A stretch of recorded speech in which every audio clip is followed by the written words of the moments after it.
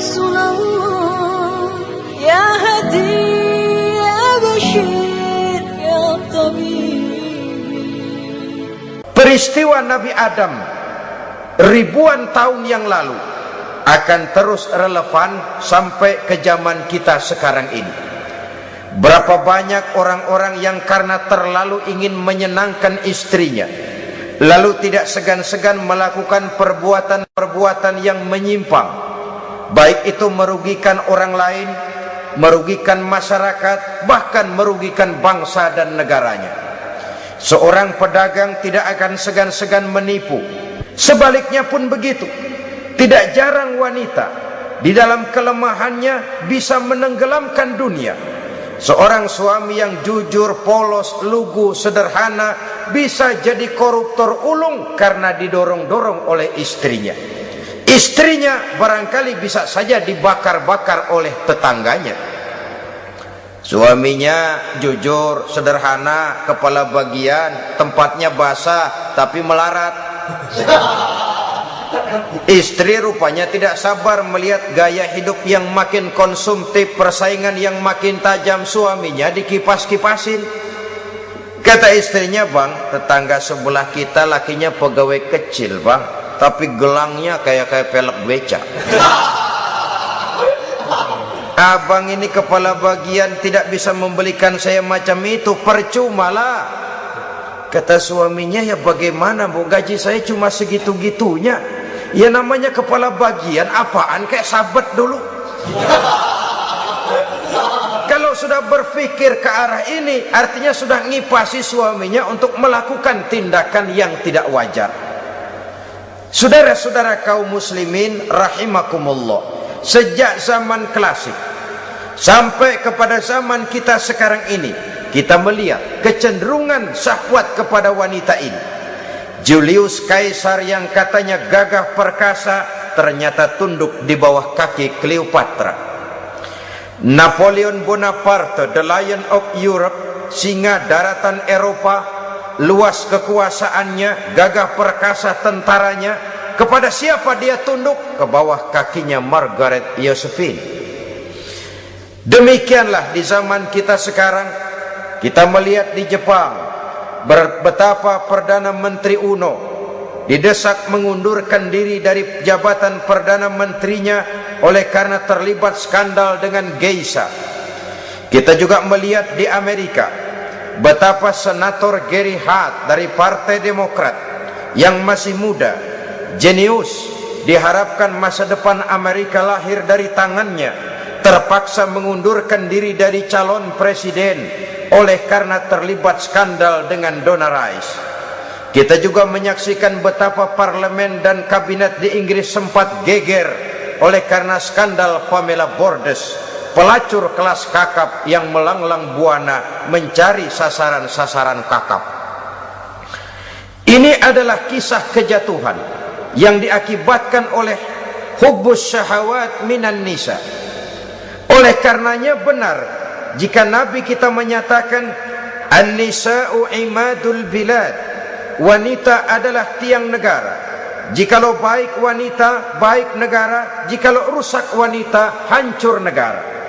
Kalau syahwat kepada wanita cuma semata-mata karena syahwat, maka seorang laki-laki akan memandang wanita cuma sekedar alat pemuas hawa nafsu. Nilainya rendah. Sedangkan agama kita mengajarkan ma akraman nisaa illa karimun wa ma ahanan nisaa illa laimun, kata Nabi. Tidak akan menghormati kaum wanita kecuali orang-orang yang terhormat, dan tidak akan merendahkan derajat kaum wanita kecuali memang orang-orang yang rendah moralnya. Dengan kata lain, apabila syahwat minan nisa ini dilandasi dengan semangat iman dan ketakwaan, maka kehidupan Rasulullah sallallahu alaihi wasallam sungguh menjadi figur dan contoh dalam kehidupan kita. Perkawinannya bukan karena wajah yang cantik semata-mata, tapi lebih merupakan nilai ibadah kepada Allah Subhanahu wa ta'ala. Dengan demikian, kecenderungan kepada hubbus syahawat minan nisa dikontrol oleh nilai iman. barometernya, tolok ukurnya adalah iman. Di zaman sekarang banyak kasus kawin campur yang pada akhirnya akan membingungkan kita sendiri. Padahal Al-Quran secara jelas dan tegas memberikan bimbingan. Orang itu kalau sudah, kata Imam Syafi'i, wa ainur ridha an kulli aibin kalilatun kama anna aina sukhti tubdil masawiya. Mata kalau dibalut cinta dia buta terhadap nista, tapi mata kalau dibalut benci hanya melihat yang keji-keji saja.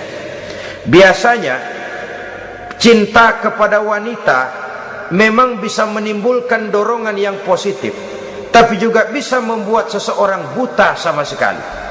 Dorongan yang positif paling kurang dari segi penampilan. Coba lihat lelaki kalau lagi demen perempuan, lenjeh banget kan.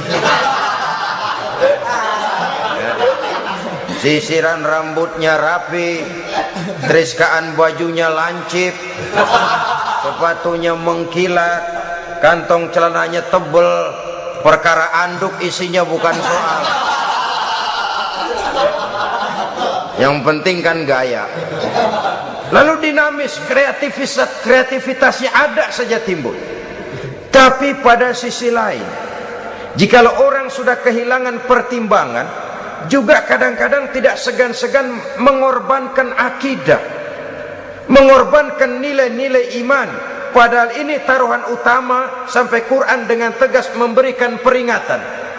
Wala amatun mu'minatun khairun min musyrikatin walau a'jabatkum.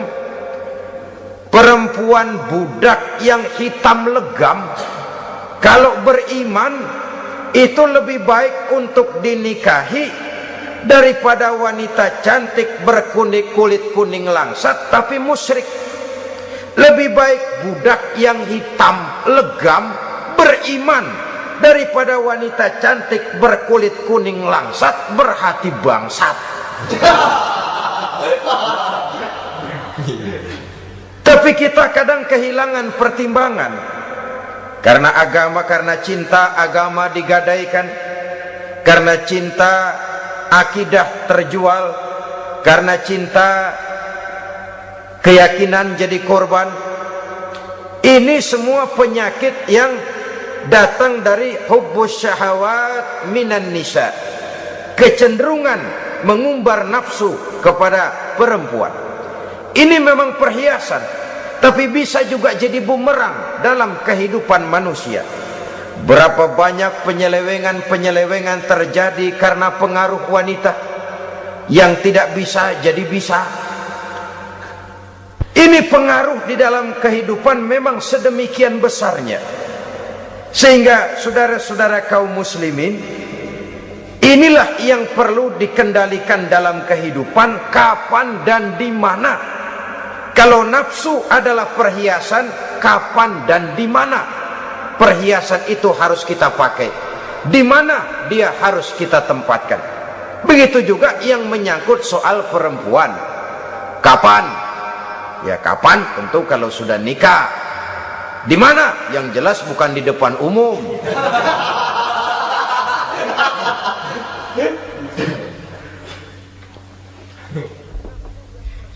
Ini nafsu yang pertama, minan nisa.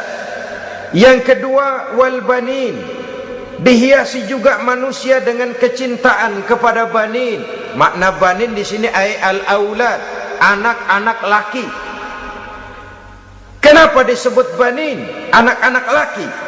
Karena pertama, sering anak laki itu lebih jadi kebanggaan buat orang tuanya ketimbang anak perempuan. Sebabnya apa? Pertama, faktor nasab, silsilah lebih kuat kepada laki-laki ketimbang perempuan. Yang kedua, faktor cita-cita. Orang tua kalau punya anak laki-laki, cita-citanya panjang. Nak, kau nanti jadi dokter ya, nak jadi insinyur ya, nak jadi pilot ya, nak jadi pengusaha ya, nak jadi presiden ya. Tapi kalau dia punya anak perempuan, paling ya nak, mudah-mudahan nanti kamu dapat jodoh orang baik nak, dapat jodoh orang soleh. Saudara-saudara, yang ketiga,